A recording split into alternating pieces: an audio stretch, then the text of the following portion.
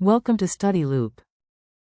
All right, we're doing problem number 28. And it's asking us for an example of an industry with perfectly elastic supply.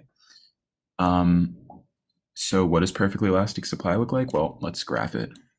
Here's price, here's quantity, normal downward sloping demand.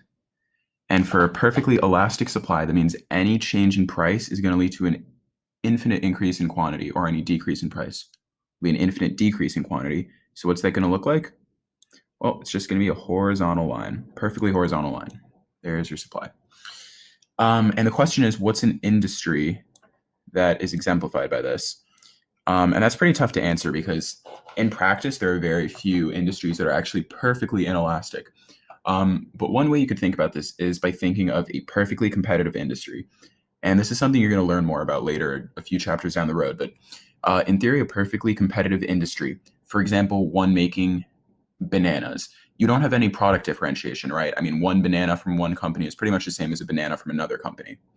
Um, and because of that, firms can easily enter or exit the market, and there's really no difference between firms. And because of that, they're all operating at a break-even price. In other words, at the price they're selling at, let's say they're selling bananas for $1. Let's say this is $1 actually. If that price were to fall to 90 cents, they're just not going to produce bananas anymore because at that point they're losing money.